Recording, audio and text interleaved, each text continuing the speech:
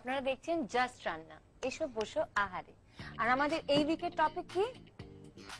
Awadhi style of cooking. আপনাদের প্রচুর চিঠি পাচ্ছি, ভাল লাগছে, আমাদের সব আপনাদের খুব ভালো লাগছে বুঝতে পারছি, কিন্তু সব রান্না তো আর মনে থাকে না। কোনো চিন্তা নেই, আমাদেরকে চিঠি লিখুন, বলুন যে কোন রেসিপিটা আপনাদের চাই, আমি পাঠিয়ে দেবো। আর আমাদের সঙ্গে আজকে যে শেফ রয়েছেন তিনি আজকে আমাদের বলবেন যে কোন বিষয়ে ওখানে ওরা খুন্তি চালাবে। আজকে এবারে আমরা রান্না করব মাটন রেজালা।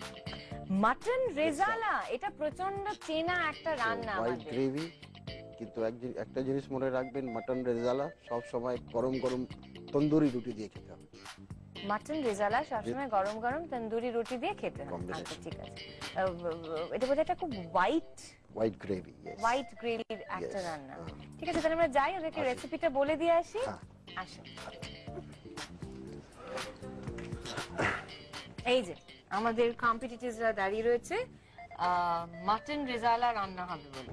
আপনি একটু বলে দিন যে কি কি লাগবে মাটন রেজালা করতে আর কিভাবে রান্নাটা করতে হবে। ঠিক আছে, মাটন রেজালা দেখুন, এখানে পেঁয়াজ আছে, এখানে পোস্ত আছে, গ্রিন চিলি পেস্ট, এখানে দালচিনি, এখানে রসুন, এটা গোলমরিচ, এটা ধনে, জায়ফল পাউডার, গার্লিক, এটা হচ্ছে আপনার বাদাম পেস্ট, যেটা ছাড়া আওয়াধি রান্না হয় না। প্রথম কি করবেন, আপনি হাঁড়িটা যখন বসাবেন হাঁড়ির মধ্যে ঘি ছাড়বেন।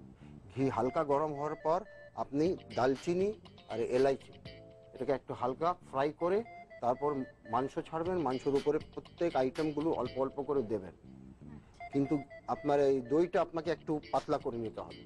ঠিক আছে, সবকটা দিয়ে অল্প লবণ দেবেন, দিয়ে ওটাকে ঢেকে দেবেন। তারপরে মাঝখানে যখন খুলবেন, খুলে 4টে করে লঙ্কা দেবেন, শুকনো লঙ্কা মাঝখানে দিয়ে দেবেন, দিয়ে বন্ধ করে দেবেন। তার রেডি হওয়ার পর তোমাদের কিন্তু জাফরান আছে এখানে, কঠিন কাজ, দু রকমের লঙ্কা অ্যাপ্লাই করবে, কিন্তু ঝাল বেশি হবে। একদম very light, very just 1 bit. গ্রেভিটা কি রকম হবে? গ্রেভি পাতলা হবে, কিন্তু একদম পাতলা গ্রেভি, কিন্তু পাতলা হবে, পাতলা গ্রেভি লাইট থিন একদম। এটার জন্য কত সময় দেবেন আপনি? 25 মিনিট দেন, 25 মিনিট। 25 মিনিটস। পাপায়া আছে এখানে, পেঁপে আছে। হ্যাঁ, পেঁপে এখানে আছে। পেঁপে দেন যাতে মাংসটা তাড়াতাড়ি গলে যায়। ঠিক আছে, তাহলে আপনি গিয়ে বসুন, আমরা সময় দিই।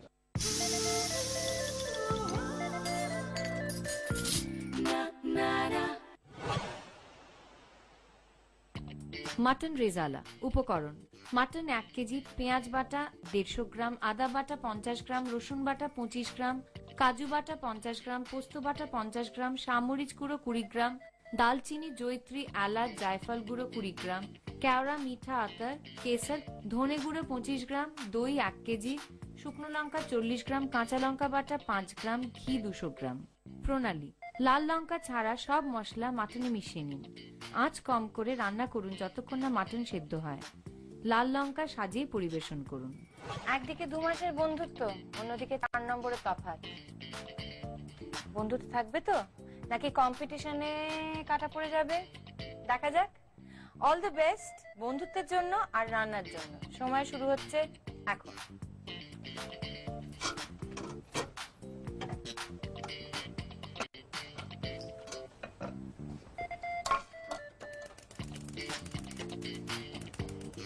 এবারে আমরা করলাম মাটন রেজালা। মাটন রেজালাটা এটাও ঘি দিয়ে রান্না। প্রথমে ঘি দিলাম, তার মধ্যে দারচিনি আর ছোট এলাচ ফোড়ন দিয়েছি, দিয়েই প্রথমেই মাংসটা দিয়ে দিয়েছি।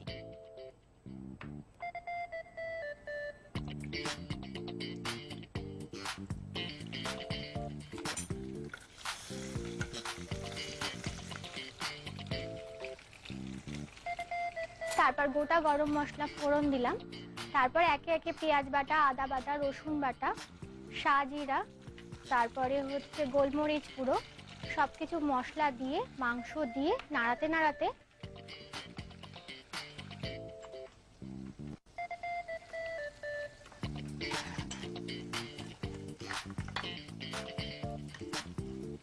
নুন অল্প দিয়ে ওটাকে একটু কষিয়েছি। পেঁয়াজটা যেই ভাজা ভাজা মতো হয়েছে, দই ফেটিয়ে দিয়েছি।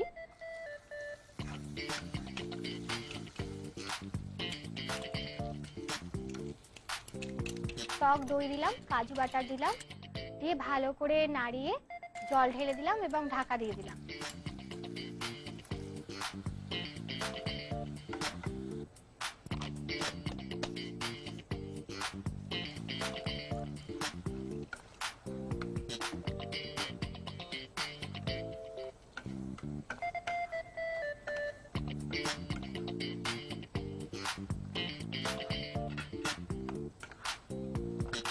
সামান্য চিনি, খুবই সামান্য চিনি, কাঁচা লঙ্কা বাটা, কাজু এবং পোস্ত বাটা, সামরিচ গুঁড়ো, এমনি নর্মাল গোলমরিচ গুঁড়ো দিয়ে ওটাকে নেড়ে চেড়ে জল দিয়ে ঢাকা দিয়ে দিয়েছি।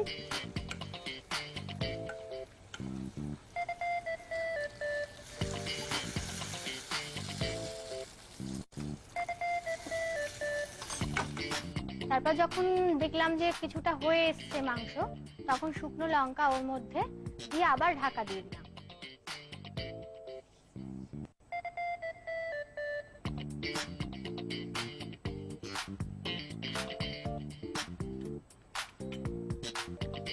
যখন মোটামুটি হাফ সেদ্ধ হয়ে গেছে এবং গ্রেভিটাও একটু কমে এসছে জলটা আর কি, তখন আমরা ওর মধ্যে 4টে শুকনো লঙ্কা দিয়ে দিয়েছি, দিয়ে আবার ওটাকে ঢাকা দিয়ে দিয়েছি।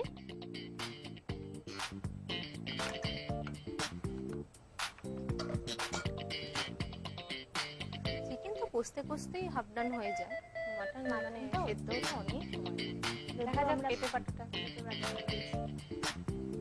তাহলে ওরে টাইম লাগবে।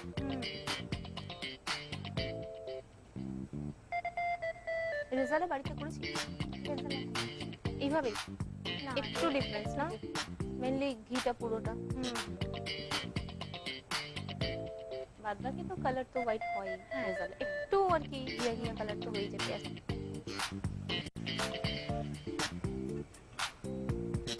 লাস্টে নামাবার আগে একটু কেশর গোলাপ জলের সাথে মিশিয়ে ওর সাথে দিয়ে দিলাম।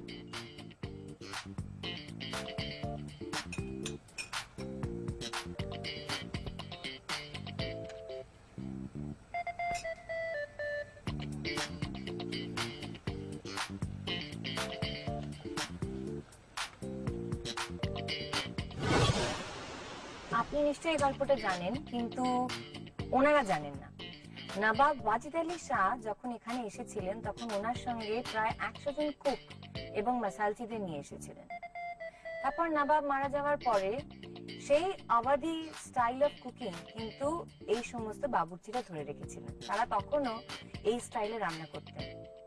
ভাবতে পারেন কি যে এখন আমরা যে আওয়াধি স্টাইল অফ কুকিং খাবারগুলো খাই, সেই ধারাটা আসলে তারাই বহন করছিল। বিভিন্ন প্রান্তে তারাই কিন্তু এই রান্নার যে ট্রেডিশন সেটা ধরে রেখেছিল। ইন্টারেস্টিং তথ্য না? এরকম আরো কিছু তথ্য নিয়ে আসবো ব্রেকের পর। দেখতে থাকুন জাস্ট রান্না। মধ্য কলকাতায় আজকে আমি চলে এসেছি লখনৌ ঘরানার খাবারের খোঁজে। আর এখানে রফি আহমদ কিদওয়াই রোডের ট্রায়াঙ্গুলার পার্কের ঠিক পাশেই আছে সারি সারি খাবারের দোকান, তার মধ্যে একটাতেই আজকে আমি ঢু মারতে চলেছি।